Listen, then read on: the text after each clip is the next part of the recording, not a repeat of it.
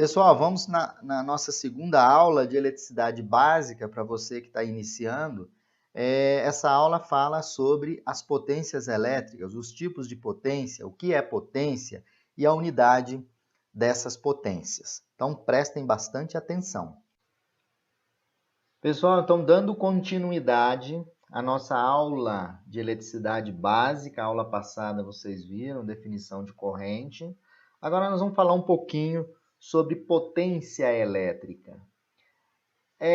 A tensão é a força que vai impulsionar os elétrons livres nos condutores elétricos, né? E a unidade de tensão elétrica, de potencial elétrico, é em volts. E a corrente elétrica, nós já tínhamos visto que a corrente elétrica é um movimento ordenado de elétrons. E a unidade de corrente elétrica é o ampere.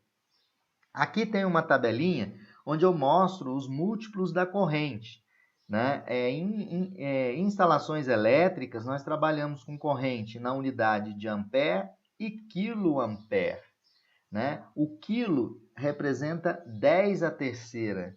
Se eu falo que uma corrente é de 1 quiloampere, significa que a corrente é de 20 mil... se a corrente é de 1 quiloampere, eu estou dizendo que é a mesma coisa de 1000 ampere. Se eu falo que a corrente de curto-circuito é 20 quiloampere, significa 20.000 amperes. Em eletrônica, nós já trabalhamos com mili, micro, nano e picoampere, né? São correntes bem baixas. A tabelinha mostra a ordem de grandeza. Bom, e o que é a potência elétrica? A potência elétrica, pessoal, é o trabalho realizado, ou seja, é o produto da diferença de potencial que vai fazer com que os elétrons entram em movimento de forma ordenada, multiplicado pela corrente que é gerada. Então, a potência ativa, que a gente dá um nome, é a tensão vezes a corrente. A corrente é a variação de carga, ou seja, a quantidade de carga por tempo, que é igual a V vezes I. Então, a potência é medida em watts, né? Essa potência é uma potência ativa. O que é potência ativa? É aquela potência que efetivamente realiza trabalho, gerando calor, no caso do chuveiro elétrico, gerando luz, no caso das lâmpadas, gerando movimento em relação aos motores elétricos. Mas nós não temos somente a potência ativa, não. Veja agora as outras potências que nós temos nas instalações elétricas, de uma forma bem lúdica. Então, pessoal, eu estou aqui com um copo de chopp, um copo de cerveja, na verdade, de forma lúdica, para explicar para vocês quais as potências que nós temos no sistema elétrico. Vocês podem observar que eu tenho aqui o líquido da cerveja. O líquido da cerveja é a minha potência ativa, ou seja, é aquela potência que efetivamente realiza o trabalho, ou seja, vai me deixar bêbado. Nas instalações elétricas, aquela potência que realiza trabalho é a potência ativa, ela gera calor, luz e movimento de um motor. Essa espuma aqui que vocês estão vendo é a potência reativa. Ela não gera trabalho. Ela é utilizada para criar e manter os campos magnéticos e eletromagnéticos, né, os campos eletromagnéticos, nas cargas indutivas. Então, eu tenho o líquido, que é a potência ativa. Eu tenho a espuma, que é a potência reativa. E a soma das duas, nós temos a potência aparente, que é a maior potência. Então, veja agora, na sequência, essas potências a nível do triângulo de potências. Então, pessoal, voltando aqui na definição, já colocando aqui no slide para vocês, né, eu mostrei na explicação anterior que a potência ativa é aquela que efetivamente realiza o trabalho, vocês podem estar olhando aqui, essa é a potência ativa, medida em watts, ou popularmente watts. A potência reativa, que é a espuma aqui do chopp, essa potência reativa ela é usada, olha só, apenas para criar e manter os campos eletromagnéticos das cargas indutivas. São os motores elétricos, ar-condicionado, reatores, etc.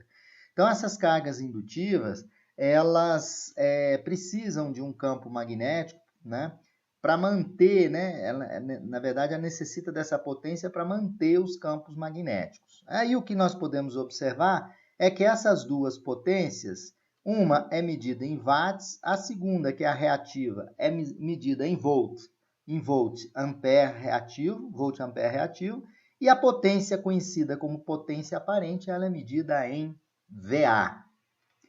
Bom, aí a gente coloca uma relação entre as potências, né? E no mundo da elétrica, a gente coloca o triângulo das potências, onde nós temos a potência que pode ser medida em kVA, lembra que o K é 10 a terceira. Essa é a potência aparente, que nós vamos chamar de S. A potência ativa pode ser medida, vai ser medida em kilowatts ou watts somente. E aqui a potência reativa. Lembra do copo de chopp? O que acontece se eu não tivesse a espuma do chopp ou daquele copo de cerveja? Se eu não tivesse a espuma, não teria potência reativa. Se não tem potência reativa, o que eu vou dizer? Que a potência aparente é igual à potência ativa. Ou seja, o ângulo entre potência ativa e aparente é conhecido, o cosseno desse ângulo é conhecido como fator de potência, tá? Então, o cosseno do ângulo φ é cateto adjacente, que é P, sobre a hipotenusa do triângulo, que é S, que é a minha potência aparente. Então, se P é igual a S, significa que eu não tenho reativo. Exemplo, chuveiro, aquecedores, né? E aqui eu tenho também uma outra forma de calcular a potência aparente. Isso aqui é um triângulo equilátero. O quadrado da hipotenusa, que é a potência aparente ao quadrado, mais a potência ativa ao quadrado, mais a reativa ao quadrado. Então, aqui, nessa expressão, eu posso extrair S, P ou Q, que são P ativo e Q reativo. Então, o fator de potência é muito importante. Naquele copo que eu mostrei para vocês de cerveja, se eu não tivesse a espuma da cerveja, significaria que o meu P é igual ao meu S, ou seja, cosseno φ igual a 1. Aí eu tenho uma carga puramente resistiva, que é o chuveiro elétrico, o forno elétrico, né? E aqui eu tenho as expressões que podem calcular o S. Por exemplo, o S é a tensão vezes a corrente. Quem é S? Potência aparente. É a espuma do chopp ou da cerveja mais o líquido, que é o ativo. Então, S é igual a V vezes I. Nas aulas mais à frente, eu vou introduzir os sistemas mono, bi e trifásico. Aí essa formulação vai aparecer um raiz de 3 quando for trifásico. A potência P, ela pode ser extraída aqui, ó. P é VI cosseno φ. Se o cosseno φ for igual a 1, que é uma carga resistiva, a potência aparente é igual à potência ativa. E aqui eu tenho a minha potência reativa, que é o quê? Que é o cateto oposto. Então, seno de φ é cateto oposto sobre a hipotenusa, né? A hipotenusa é quem? É S. Então, Q é VI vezes seno de φ. Então, aguardem a próxima aula de eletricidade básica para dar continuidade a essa aula.